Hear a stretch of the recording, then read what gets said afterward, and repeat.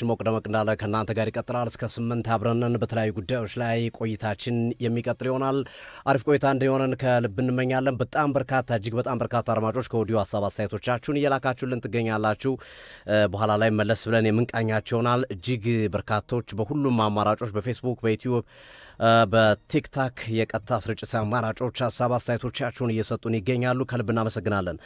መላኩ መድፈኛው ሰላም ሲቲ ስፖርቶች ውዶቼ በሰላም እንኳን መጣችሁልኝ። በጣም ናፍቃችሁ ነበር። በጣም ነው የምወዳችሁ የማከብራችሁ። ግርምሽ ሶፊያ ሉቲ እንኳን ሰላም መጣችሁ። ስለ አርሰናል አዲስ ነገር ካላሳውቁኝ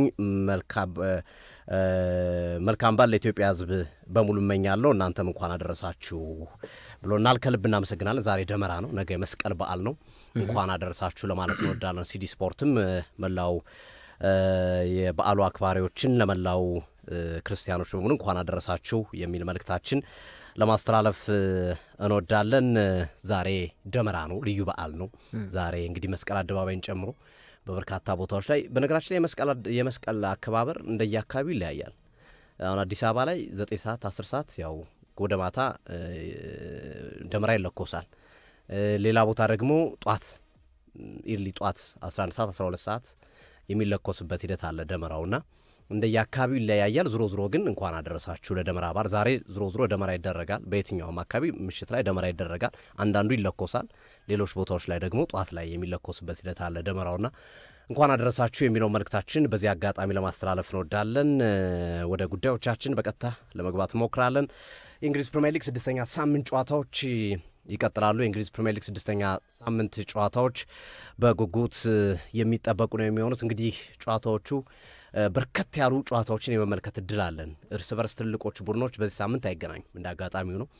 ትልልቆቹ ክለቦች እርስ በርስ የሚገናኙበት ፊክስቸር የለም። የቶፕ 6 የምንላቸው ትራዲሽናሊ ቶፕ 6 የምንላቸው እነ ማንቸስተር ዩናይትድ፣ አርሰናል፣ ሲቲ፣ ሊቨርፑል፣ ቼልሲ፣ ቶተናም የመሳሰሉ ክለቦች እርስ በርስ አይገናኙም። ግን አሪፍ ጨዋታዎች በፕሪሚየር ሊጉ ከቅርብ ጊዜያት ወዲህ ተጽዕኖ እየፈጠሩ ያሉ ክለቦች የሚያደርጓቸው ጨዋታዎች የሚጠበቁ ነው የሚሆኑት። በዚህ ሂደትም እንግዲህ ከሚጠበቁ ጨዋታዎች መካከል ነገ በምሳ ሰዓት የሚከናወነውና 8 ሰዓት ተኩል ላይ የሚደረገው የማንቸስተር ዩናይትድ ከሜዳ ውጭ የሚያደርገው ጨዋታ በጉጉት የሚጠበቅ ነው የሚሆነው።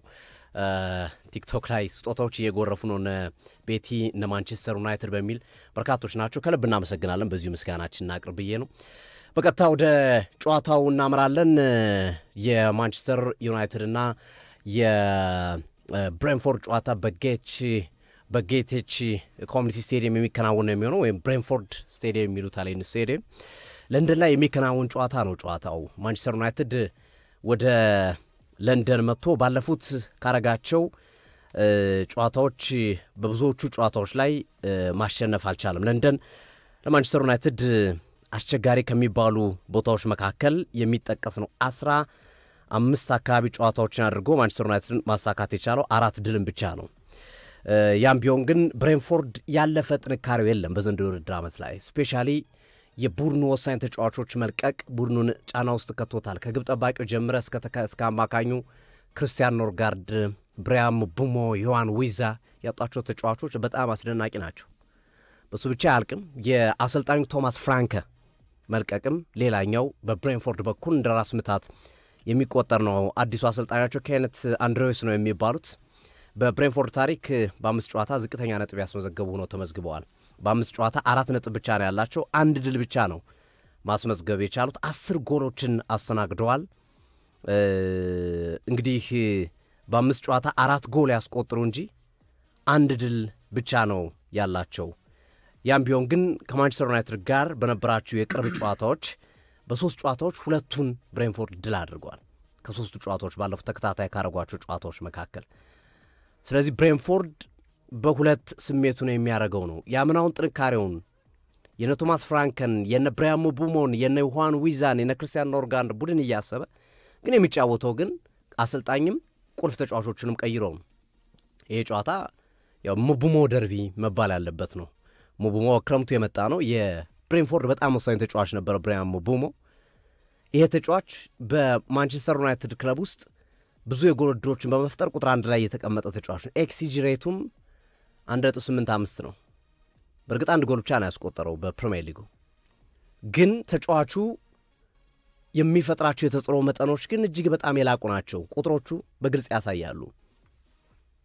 ብራያን ምቡሞ ይሄ ተጫዋችን በነገው የምሳ ሰዓት ጨዋታ ላይ በሚያውቀው ስቴዲየም በሚያውቋቸው ደጋፊዎች ፊት በሚያውቃቸው ተጫዋቾችና ያጫወት መንገድ ፊት ጉድ ሊሰራቸው እንደሚችል ይገመታል። ማንቸስተር ዩናይትድ ሪላይ የሚያደርገው ሞራለስ ወይም የሚተማመነው ከአሉት ተጫዋቾች በተነጻጻሪነት ብራያን ምቡሞ ላይ ይመስለኛል። ይህንን ጨዋታ ጀርባው ላይ የሚያርፈው ወይም ይህንን ጨዋታ የመሸከም አቅም ያለው ተብሎ የሚታሰበው በልምምድ ቦታ ላይም ይህንን ነገር በጥልቀት ሲያስመለክት ታይቷል። ብራያን ምቡሞ በልምምድ ቦታ ላይ በነበራቸው እንቅስቃሴ የተወሰኑ ቪዲዮዎችን ለመመልከት ጥረት አድርጌያለሁ።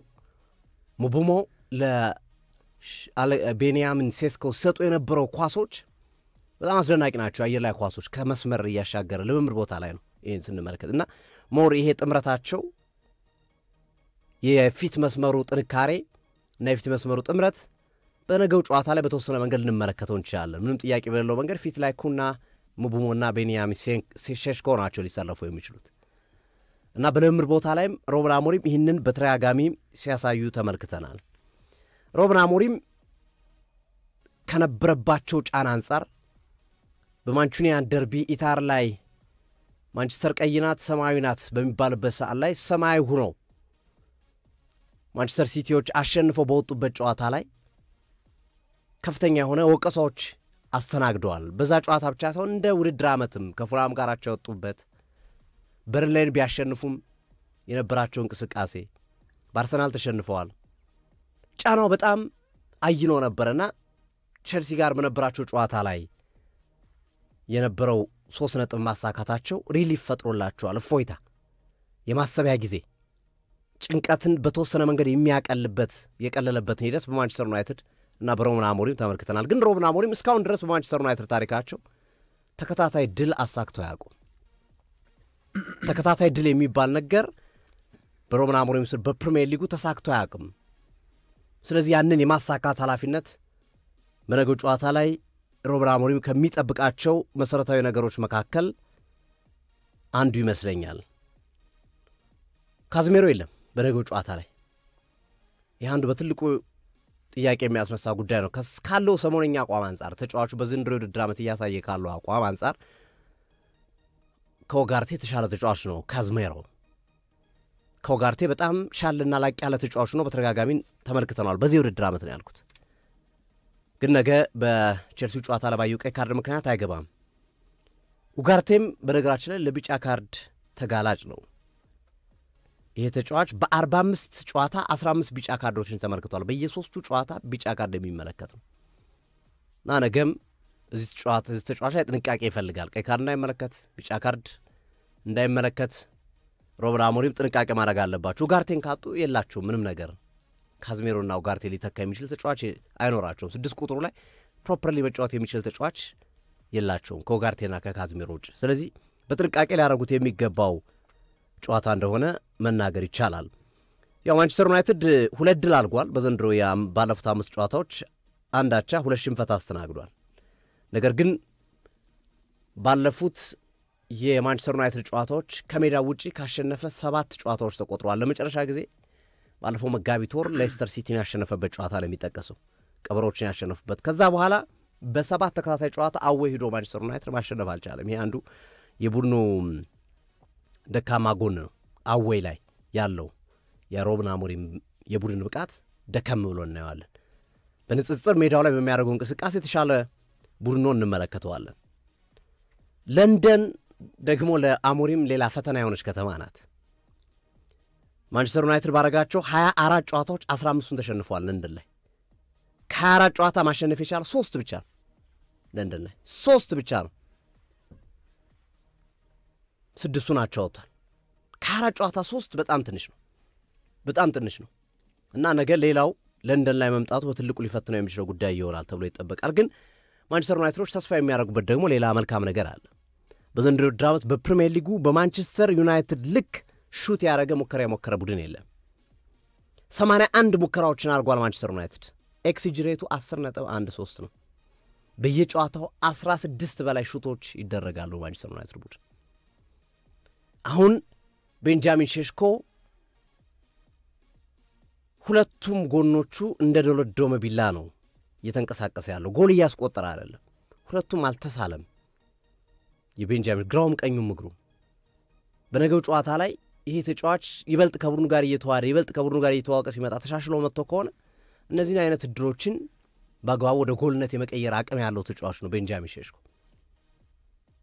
ስለዚህ የማንቸስተር ዩናይትድ የድል ጉዳይ ከነ ሙብሞ ከነ ሼሽኮና ከነ ኩና ያጫራስ አቅም ጋር የሚያያዝ ይሆናል አጫራስ አቅማቸው ከፍ የሚል ከሆነ ከሚፈጥሩት የጎል እድል አጋጣሚ አንፃር ይህንን ጨዋታ የማሸነፍ እድላቸው ሰፋ ይላል ግን እንደ ባለፈዎቹ ጨዋታዎች ሙከራ ብቻ ከሆነ ያጫራስ ክፍተታቸው የሚቀጥል ከሆነ ለንደን ላይ ያላቸው መጥፎ ሪከርድ ሊቀጥል ይችላል ግን ብዙ አድቫንቴጅ ለማንቸስተር ዩናይትድ ያደላል ቅድም እንዳልኩት አዲስ አሰልጣኝ ነው ኬት አንድሪውስ መጥፎ ውጤት እያስመዘገበ ያለ ነው በአምስት ጨዋታ አንድ ድል ብቻ ያለው ቡድን ነው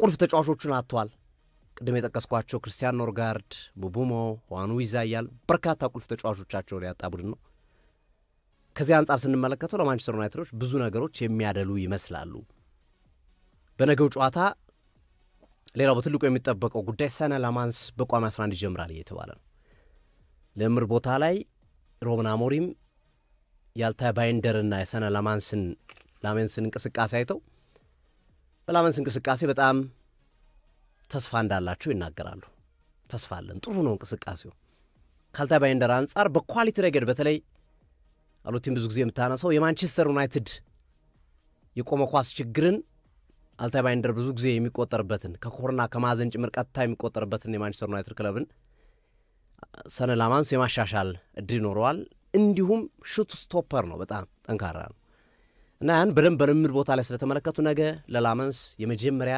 የእንግሊዝ ፕሪሚየር ሊግ ጨዋታ ድል ሊሰጠው ይችላል ማንቸስተር ዩናይትድ ደጋፊዎች ይህንን መጠበቅ ይኖርባቸዋል ጨዋታው 3-5-2 ከ3-4-3 ጋር የሚደረግ ነው ሁለቱም አሰልጣኞች 3 ተከላካዮችን የሚመርጡ ልዩነታቸው አማካይ መስመር ላይ የሚጠቀማቸው ተጫዋቾች ነው እና ፊት መስመር ላይ ብሬንፎርድ ወደ ፊት ሲሄድ ቁጥሩ ያንሳል ማንቸስተር ዩናይትድ ወደ ፊት ሲሄድ ቁጥሩ ይጨምራል ልዩነቱ ይሄ ነው የሁለቱ ቡድን ታክቲካል አሰላለፋቸውን ስንመለከት ማለት ነው ምክንያቱም ማንቸስተር ዩናይትድ 3 አጥቂዎች ነው ያሉት ብሬንፎርድ 2 አጥቂዎች ነው ያሉት ማንቸስተር ዩናይትድ ይበልጥ የሚከላከል ቡድን ነው የሚያገኘው በጣም የሚከላከል 5 ተጫዋቾችን ከፊት አድርጎ 3 ተከላካዮችን ከኋላ አድርጎ በ8 ተከላካዮች ኦልሞስት የሚጫወት ቡድን ነው ማንቸስተር ዩናይትድን የመከላከል ሂደት ስንመለከተው 3 ተከላካዮች አሉ 2 ተመላላሾች አሉ ኦልሞስት 5-6 ተከላካይ ባህሪ ያላቸው ተጫዋቾች ነው የምትመለከተው እዚህኛው ግን ከ8 በላይ ተጫዋቾች መከላከል ላይ ትኩረት አድርገው የሚጫወቱ ናቸው ስለዚህ ሚዱን ማንቸስተርን ሊይዙባቸው ይችላሉ ከነ ብሩኖ ፈርናንዴዝና ኡጋርቴ የሚወጡ የመስመር ኳሶችን ለሙቡሞ ለኩና ሊደርሱ የሚችሉ ኳሶችን በቁጥር ስለሚበለጡ ማንቸስተር ዩናይትዶች እነዛን ኳሶች የማድረስ ሂደታቸው ላይ ተጽዕኖ ሊፈጥርባቸው እንደሚችል ይገመታል በግምት ደረጃ የሚቀመጥ ነው ይሄ በጨዋታው ላይ ግን ነገ የምንመለከተው ይሆናል ከጉዳት ጋር በተያያዘ ማንቸስተር ዩናይትድ ዲየጎ ዳሎ የመመረስ ዕድሉ ሰፊ ነው በዚህ ጨዋታ ላይ ተብሏል ካዝሜሮ ነው የሌለው በቡድኑ ውስጥ ሌሳንድሮ ማርቲኔዝም እያገገመ ነው ሌላ የጉዳት ዜና ያለበት ማንቸስተር ዩናይትድ ከሞላ ጎደል አብዛኞቹ ተጫዋቾቹ ጤነኛ ናቸው በተቃራኒው በብሬንፎርድ በኩል በክረምቱ ያስተዋወራቸው 2 ተጫዋቾች አሁንም ከጉዳት አላገገሙላቸውም ቁልፍ ባይሆንም ግን ሁለቱም በጉዳት በኩል የሚያጡት ነገር ብዙም የለም ከጉዳት ጋር ከተጫዋች ጉዳት ጋር በተያያዘ ምናልባት በጨዋታው ላይ የሚፈጠር ጉዳት ካልሆነ በስተቀር ስለዚህ ነገ ሮብን አሞሪም የመጀመሪያ ተከታታይ የፕሪሚየር ሊግ ድላቸውን ያሳካሉ ትልቁ ጥያቄ ነው አሉት ነው ከባድ ጨዋታ እንደሚሆን ይጠበቃል ቀላል ጨዋታ ይሆናል ተብሎ አይጠበቅም ይመራ ግብር ሮብን አሞሪም ግን መሻሻሎች አሏቸው ለምሳሌ ቅድም አንተ ገልጸዋል ዩናይትድ በ5 ሳምንታት የፕሪሚየር ሊግ ጉዞ 81 ሙከራዎችን ያደረገ ክለብ ነው ይሄ ከማንም በላይ ያስቀምጠዋል በጨዋታ 16.2 ሙከራዎችን የሚያደርግ ቲም ነው ካለፈው አመት 13.9 ኢላማ ከሚያደርግበት አመት ይሄኛው በ3 ጨምሯል ኦልሞስት አፕሮክሲሜትሊ 16.2 ሆኗል ማለት ነው ሙከራ የሚያደርግበት እንግዲህ ብሬንትፎርድም ማንቸስተር ዩናይትድም የራሳቸው ጥሩ ጎን አላቸው ለምሳሌ ብሬንትፎርድ በፕሪሚየር ሊጉ በተደረጉ 5 ጨዋታዎች ብዙ ሙከራ የተደረገበት ቲም ነው። ብዙ ሾት ፌስት ያደረገ ቲም ከበርንሌይ ቀጥሎ ብሬንትፎርድ። በሊጉ በተደረጉ የመጀመሪያዎቹ 5 ጨዋታዎች ውስጥ በርንሌይ 95 ኳሶች ተሞክሮበታል። ከዛ በተጨማሪ ብሬንትፎርድ 70 ኳሶችን ተሞክሮበታል። ስለዚህ የነገው ጨዋታ ብዙ ሙከራ የሚያደርግ ቡድን ከብዙ የሚሞከርበት ቲም የሚያደርገው ጨዋታ ነው ብንለው ማጋነን አይሆንም። ዩናይትድ በአንድ 90 ደቂቃ ውስጥ 16.2 ጊዜ ሙከራ የሚያደርግ ቲም ነው። በርንሌይ ደግሞ ባለፉት 5 ጨዋታዎች 70 ጊዜ ሙከራ የሚያስተናግድ ከሁሉም ከፕሪሚየር ሊጉ ክለቦች ከበርንሌይ ቀጥሎ ሁለተኛ ደረጃ ላይ የተቀመጠ ቡድን። ማንቸስተር ዩናይትድ ለሙከራቸው 81 ሙከራዎች የብራያን እምቦሞ እንቅስቃሴዎች እግሮች አብዛኛውን ፐርሰንቴጅ ይዛሉ። ለምሳሌ እስካሁን በተደረጉ የፕሪሚየር ሊጉ 5 ጨዋታዎች ሃላንድ ነው ብዙ ሙከራ በማድረግ ቀዳሚው ተጫዋች። ሃላንድ እስካሁን 21 ሙከራዎችን አድርጓል። ከሃላንድ ቀጥሎ በተደረጉት 5 ጨዋታዎች 15 ጊዜ ሙከራ ያደረገው ተጫዋች ብራያን እምቦሞ ነው። ስለዚህ ዩናይትድ ለመኮራቸው ሙከራዎች የብራያን እምቦሞ እግሮች ከኳስ ውጭ ያሉ እንቅስቃሴዎች በአጠቃላይ እምቦሞ በጣም ትልቅ አስተዋጽኦ ያደረገ የሚገኝ ቡድን ነው ማለት ነው። ግን ብሬንትፎርድም ቅድም ጠቅሻዋል። ብሬንትፎርድም 70 ሙከራ ቢያስተናግድም ግን በምትኩ 41 ሙከራዎችን አድርጓል ባለፉት 5 ጨዋታዎች። አሁን ልብ ብሎ አድማጮች ማንቸስተር የሞከረው 81 ሙከራ ነው ባለፉት 5 ጨዋታዎች። ብሬንትፎርድ የሞከረው ሙከራ 41 ሙከራ ነው። ግን ሁለቱም ያስቆጠራቸው የጎል ብዛቶች እኩል ናቸው 6። በምዘና ካየ ነው ማንቸስተር ዩናይትድ በኦፖዚሽን ወይም በተጋጣሚ ፔናልቲ ቦክስ ውስጥ ኳስን ተደጋጋሚ ጊዜ በመንካት ብዙ ሙከራዎችን በማድረግ በእነዚህ ሁሉ መመዘኛዎች ማንቸስተር ዩናይትድ ከየትኛውም ክለብ ይልቃል። ግን የተፈጠሩ ድሎችን ወደ ግብነት የመቀየር ችግር አሁንም የማንቸስተር ዩናይትድ ያለፈው ዓመት ችግር ቀጥሏል። ስለዚህ የሮበን አሞሪም ስራ ምንድን ማስተካከል ይጠበቅበታል። ቲሙን ጎል እንዲያስቆጥር ወሳኝ ጎሎች መረብ ላይ ማረፍ አለባቸው እና የማዕዘን ምት ችግሩን መቅረፍ አለበት። በተለይ ቅጣት ምትና የማዕዘን ምት ሲመጡ ማንቸስተር ዩናይትድ የሚረበሽ ጎል የሚቆጠርበት ቲም እንዲሆን ማድረግ የለበትም፣ መፍቀር የለበትም። ሴኒ ኤለሜንትስ ይህንን ቢያንስ ሊቀርፈው ይችላል ብዬ አስባለሁ። ግን ዩናይትድ አሁን ብሬንትፎርድም 41 ሙከራ አድርጓል፣ ማንቸስተር ዩናይትድም 81 ሙከራ አድርጓል። ግን ያስቆጠሯቸው ጎሎች 6 ነው። ስለዚህ ማንቸስተር ዩናይትድ ላይ ጥያቄ ታነሳለ። በጥራት ደረጃ ስንመለከተው ኩኛ አለ፣ ሼሽኮ አለ፣ ኤምቦሞ አለ፣ ሌሎቹንም መጥቀስ ይቻላል። ስለዚህ ኮንቨርዥን ሬት የማንቸስተር ዩናይትድ ችግር ነው። የተፈጠሩ የግብ ዕድሎችን ወደ ግብነት የመቀየር ችግር አለ። ይህንን ሮበን አሞሪም በአግባቡ ማስተካከል ይጠበቅባቸዋል። ብዙ ጊዜ ይላል ኦፕታ ያወጣው መረጃ ባለሜዳ የሚያሸንፈው ጨዋታ ነው ይላል። ብዙ ጊዜ የነገውን ባናቅ አሁን ባለፉት 7 ጨዋታዎች ባለሜዳ የሚያሸንፈው ቲም ነው። ለዚህ ማሳያ ከተደረጉ 7 ጨዋታዎች 6ቱ በባለሜዳ አሸናፊነት የተጠናቀቁ ናቸው። ብሬንትፎርድ ሜዳ ላይ የሚደረግ ከሆነ ብሬንትፎርድ ያሸንፋል። ማንቸስተር ሜዳ ላይ ሲደረግ ማንቸስተር ዩናይትድ ያሸንፋል እንደማለት ነውና ከ6ቱ ጨዋታ በባለሜዳ አሸናፊነት ከ7ቱ ጨዋታ 6ቱ በባለሜዳ አሸናፊነት ሲጠናቀቅ አንዱ ብቻ አቻ ወጥቶ ተጠናቋል ይላል። ሌላው ለብሬንትፎርድ ጥሩ ነገር ያልሆነው ብዬ ማነሳው አንዱ የቲሙ መገለጫ ቅድም ገልጬዋለሁ።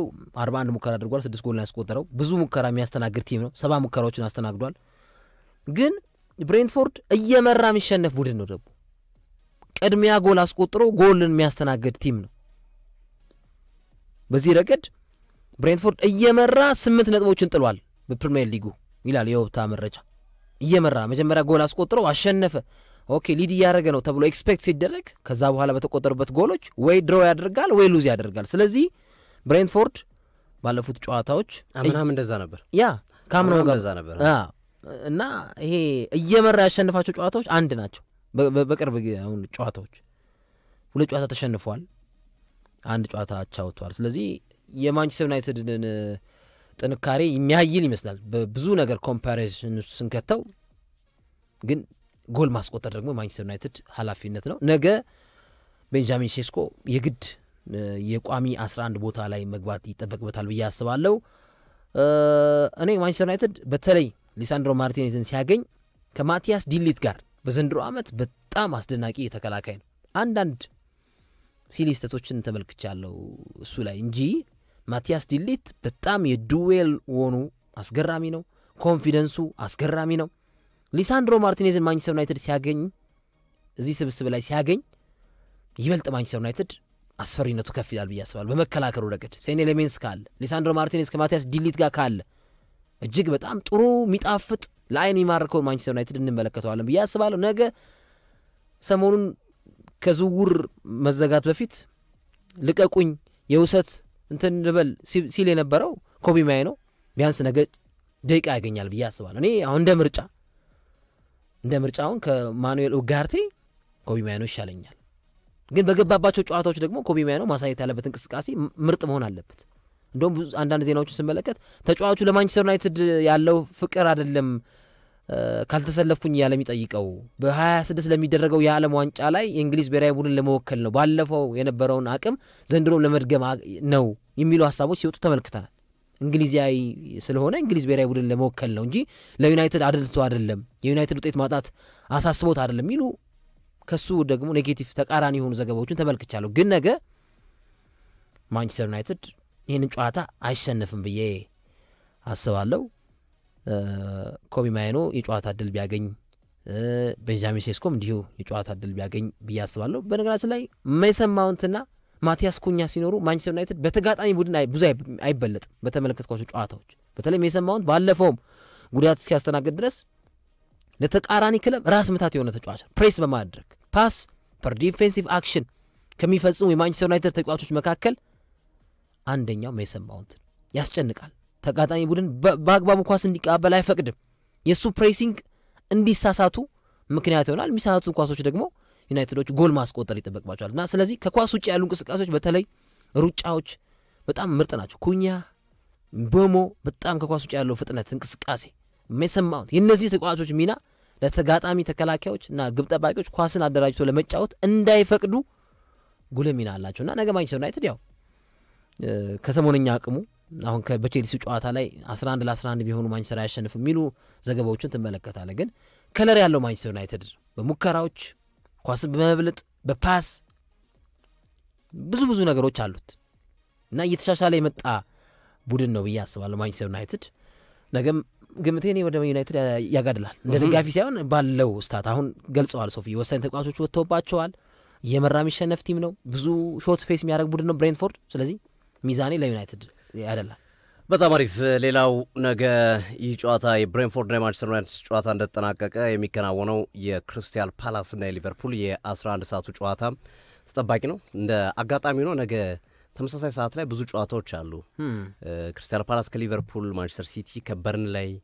ቼልሲ ከብራይተን የመሳሰሉት የትልልቆቹ ክለቦች ጨዋታ አንድ ተመሳሳይ 11 ሰዓት ነው የሚከናወነው ክሪስታል ፓላስ ከሊቨርፑል ከሚጠበቅበት መሰረታዊ ጉዳይ መካከል ክሪስታል ፓላስ እና ሊቨርፑል እስካሁን በፕሪሚየር ሊግ ያልተሸነፉ ሁለት ክለቦች ነው ቼልሲ ኦልድ ትራፎርድ ላይ ስለተሸነፈ ይህንን ክብር አጥቷል ሁለቱ ግን ያልተሸነፉ ናቸው አሁን ማን ሳይሸነፍ ይቀጥላል የሚለው በጉጉት የሚጠበቅ ነው ክሪስታል ፓላስ ሊቨርፑልን ሰርፕራይዝ ያደርገዋል ወይስ ሊቨርፑል አሁን በድል ጎዳና ይቀጥላል 007 ወደ 008 ይቀየራል የሚለው በጉጉት የሚጠበቅ ጉዳይ ይመስለኛል የነገው ጨዋታ ትልቁ መነጋገሪያ ጉዳይ ሁጎ ኤኪቲኬ ነው የተመለከታት ሁለተኛ ቢጫ ካርድን ተከትሎ ሳውዛምፕተን በሊግ ካፕ ሲያሸንፉ ተጫዋቹ በቀይ ካርድ መውጣቱን ተከትሎ ብዙ ነገሮች እየተወሩ ይገኛሉ ተጫዋቹ ተጨማሪ ቅጣትም ሊጠብቀው ይችላል ዳኛን ፕሮቴስት በማድረጉ በመቃወም ውሳኔ ሲወሰንበት ሁለተኛ ደግሞ ክለቡ ደሞዝ የተወሰነ ገንዘብ እንደቀጣውም ይነገራል ይህ እንግዲህ መቃቃል ሊፈጥር ይችላል ብዙ ጊዜ ተጫዋቹ እንዲህ ነገር ሲደረግባቸው ክለቡ ዲና ያርጓል የውስጥ ምንጮች አልተቀጣም ውሸት ነው ብሏል ግን አንዳንዶች ደግሞ አይተቀጣል የሚሉ አሉ ሁለት ሐሳብ ይሆኑ ዝሮ የሁጎ ኢኪቲኬ አለመኖር በቡድን ውስጥ የሚፈጥረው ተጽዕኖ ቀላል አይደለም አሌክዛንደር አይዛክ 90 ደቂቃ ሊጨርስላ አይችልም ካለው የፊትነስ ችግር አንፃር ያለውም የብቃት ደረጃ ገና ወደ ብቃቱ እየመጣ አይደለም እንግዲህ ነገ ታምር መፍጠር ከቻለ አብረን እንመለከታለን ጎል አስቆጥሯል በርግጥ የመጀመሪያ ጎል አካውንቱን ከፍቷል ግን የመጀመሪያ የጎል አካውንቱን ቢከፍትም ተጫዋቹ ያለበት የፊትነስ ደረጃ ደካማ ነው ክሪስታል ፓላስ ኦሊቨር ግራስነር ቁልፍ ተጫዋቾቻቸውን እያጡ ጭምር የሚያደርጓቸው እንቅስቃሴዎች የማይታመኑ ናቸው ባለፉት 12 ተከታታይ ጨዋታዎች አልተሸነፉም ለመጨረሻ ጊዜ ክሪስታል ፓላስ ይህንን ማድረግ የቻለው 1990 ላይ ነው 1990 ላይ ነው ለመጨረሻ ጊዜ ይህንን ማድረግ የቻለው ኦልሞስት 35 ዓመታት በኋላ የተሰራ አዲስ ገድል ነው። በክለቡ ታሪክ የመጀመሪያው ዋንጫ መጥቷል። ኤፍ ኤ ካፕ ዋንጫ፣ ኮሚኒቲ ሺልድ ዋንጫን ጨምረዋል። ይሄ ክለብ የታቻምናውን በወቅቱ ሻምፒዮን የፕሪሚየር ሊግ ሻምፒዮን የነበረው ማንቸስተር ሲቲን በኤፍ ኤ ካፕ አሸነፈው። በኮሚኒቲ ሺልድ ደግሞ ከረንትሊ የፕሪሚየር ሊጉን ሻምፒዮን የነበረው ሊቨርፑልን አሸነፈ። ይሄ ዝም ብሎ የመጣ አይደለም። በደንብ ዲኤንኤ ያለው ቡድን እንደሰሩ ኦሊቨር ግላስነር ማሳያ ነው። በቡድኑ ውስጥ ኦሊሴ ለቋል፣ ኢዜ ለቋል፣ በአሁኑ ዝውውር እና መሰል ተጫዋቾች ለቋል። ግን ስቲል ዲኤንኤውን ቁልፍ ተጫዋቾች ቢያጣም ኢዜን የመሰለ ተጫዋች ቢያጣም ቡድኑ ግን እስካሁን ያሳዩ ያለው እንቅስቃሴ የማይታመን ነው፣ ድንቅ ነው። በነገው ጨዋታ ላይ የርሚ ፒኖ ከስፔን ላሊጋ ያመጡት ተጫዋች ነው። መጠነኛ ጉዳት የጉልበት ጉዳት አጋጥሞት ነበር፣ ግን ትናንትና ዛሬ ልምምድ ሰርቷል፣ ይደርሳል ተብሏል። ቡድኑ ጋር የተላመደበት መንገድ የማይታመን ነው። የርሚ ፒኖ በጣም አስደናቂ እንቅስቃሴ ከማድረግ ጋር ተያይዞ ማለት ነው። እንደዚሁ ኢስማኤል ሳር ተጎድቶባቸዋል፣ የለም ሰሞነኛ በሆኑ በቡድኑ እንቅስቃሴ እና እነዚህን ሁሉ ተጫዋቾች አተው የሚከናወን ጨዋታ መሆኑ በትልቁ ጥያቄ የሚያስነሳ ጉዳይ ይሆናል ብዬ አስባለሁ። ኢስማኤል ሳር የቡድኑ ቁልፍ ተጫዋች ከሚባለው አንዱ ነው፣ እሱም የለም እና ይሄ ቡድኑ በግለሰቦች ላይ መሰረት አድርጎ አለመሰራቱን ኦሊቨር ግላስነር ማሳያ ነው። ሳር ሳይኖር ካሸነፍክ፣ ኢዜ ሳይኖር ሳትሸነፍ ከቀጠልክ፣ የትኛውም ተጫዋች ኖር አልሆነ ቡድኑ ባለበት የሚቀጥል ከሆነ ይሄ ቡድኑ የተሰራበት ዲኤንኤ መሰረቱ ከፍ ያለ እንደሆነ ማሳያ ነው እና ሊቨርፑል በንጽጽር ከአርሰናል ቀጥሎ የሚገጥመው ጠንካራ ቡድን ይመስለኛል። በእኔ ግምት ከአርሰናል ቀጥሎ በሊጉ የሚገጥመው ጠንካራ ቡድን ነው። ባለፉት ጊዜያቶች ሁሉንም ጨዋታዎች አሸንፈዋል ሊቨርፑሎች። የገጠሟቸው ቡድኖችን ስንመለከት በፕሮፋይል ደረጃ ካላቸው ወቅታዊ አቋምና መሰል ጥያቄዎች ስናነሳ ሃይሊ ፕሮፋይል የሆነ ቡድን አርሰናል ነው። ባለፉት 7 ጨዋታዎች አሸንፎታል አርሰናል ነው። ይህም ቀላል ስኬት አይደለም። ግን አዌይ ላይ ነው የሚገጥሙት ክሪስታል ፓላስን። ነገ ኮምፓራቲቭሊ በንጽጽር ጠንካራውን ቡድን ይገጥማሉ።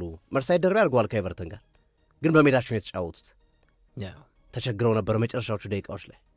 አሁን ደግሞ ከኤቨርተን የተሻለ ቡድን ነው ክሪስታል ፓላስ። አዌይ ነው የሚገጥሙት ክሪስታል ፓላስ።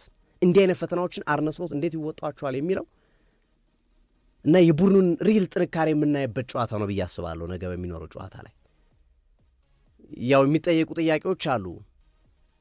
እድለኛ ነው ሊቨርፑል የሚሉ ሀሳቦች ነበሩ 2-3 ጨዋታዎች ድረስ የመጨረሻ ደቂቃ እያስቆጠረ ሲያሸንፍ።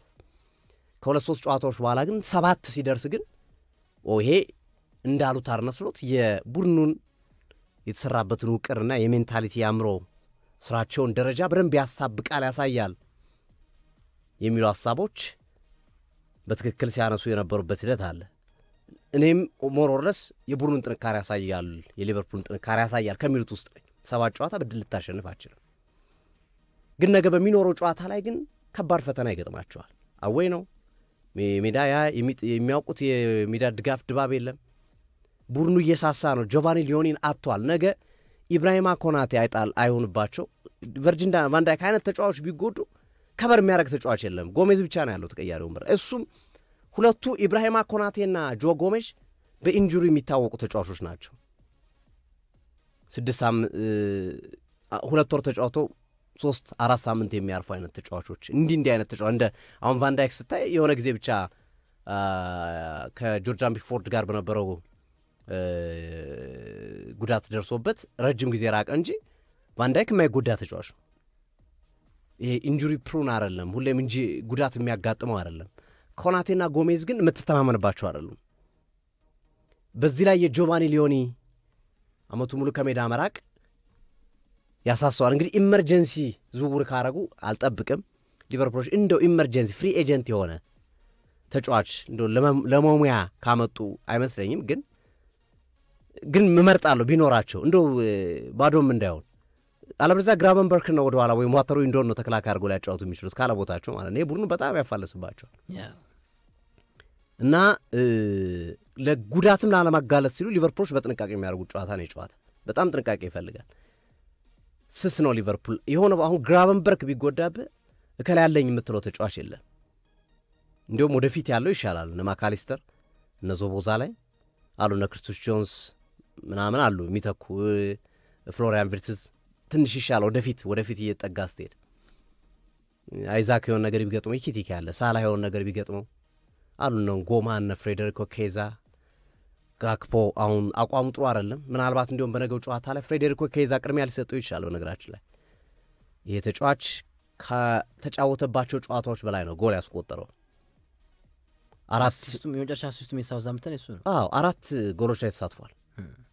ጎሎች ላይ ተሳትፏል ፍሬዴሪኮ ኬዛ የጋክፖ ብቃት ደግሞ ጥያቄ እያስነሳ ያለ ነው በሉዊስ ዲያዝ ደረጃ የቡድኑን ኳሊቲ ያመጣ አይደለም በጣም ደካማ ነው እና ፍሬዴሪኮ ኬዛን ነገ ጨዋታው ላይ ሊጠቀሙ ይችላሉ በግዴታ ማለት የጋክፖ ያቋም መቀነስ ከማስገደዱ አንፃር በቋሚነት ሊያስጀምሩ የሚችሉት ተጫዋች ፍሬዴሪኮ ኬዛ ይሁን ይያሉ ሊቨርፑልም ጫና እየፈጠሩ ነው ኬዛ ለምንድነው የማይጀምረው ያሳየው ካለው አቋም አንፃር ከጋክፖ በጣም የተሻለ ነው የሚል ጥያቄዎችን ደግሞ ደጋግሞ እያነሱ ይገኛሉ ስለዚህ ነገ ክሪስታል ፓላስ ከሊቨርፑል ያልተሸነፉት ሁለት ቡድኖች ብቸኞቹ በፕሪሚየር ሊጉ ሽንፈት ያላስተናገዱ ሁለት ክለቦች የሚያደርጉት ጨዋታ 11 ሰዓት ላይ የሚከናወን ጨዋታ ይሆናል ኒውካስል ከአርሰናል ቸልሲ ከብራይተን በሁለተኛው ዙር ስንመጣ እንዳስዋለን በመሃል ግን አትሌቲክሱን ዳሰስ እናረግና ፓላስ ላይ የተወሰነ ሐሳብ ለመጨመር እዚህ ጨዋታ ላይ በጣም አሪፍ ምናልባት እንደ ጠቃሚ ነገር የሚነሳው ብዬ ማስበው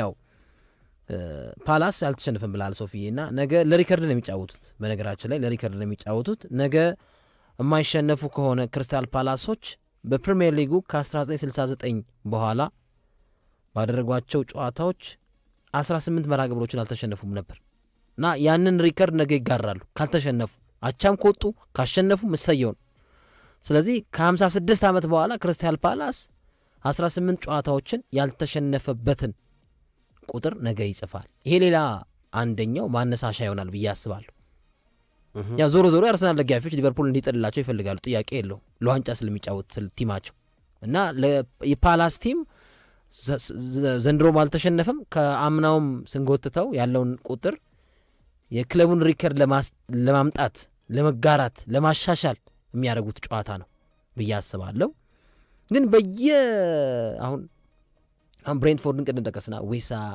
ኢምቦሞ ዴቪድ ራያ ከዚህ ክለብ የወጡ ኮከብ ተጫዋቾች ናቸው ብንላቸው ማጋነን አይሆን ከክሪስታል ፓላስም ዲፓርትመንቱ ጥሩ ተጫዋቾች አላቸው አሁን ያሰልጣኙ ይመቹኛል ኦልገነር ግላስነር በጣም ይመቹኛል ቀደም በተለይ ኢዜ ከዚህ ቲም መውጣቱ የሚታወስ ነው ሌሎች ተጫዋቾችም ከዚህ ቲም ወጥተዋል አውትሻይን የሚያደርጉና አሁን ቀጣዩ ወጪ ብዬ ማስበው እኔ ቀጣዩ ደግሞ ከክሪስታል ፓላስ ይወጣል ብዬ ማስበው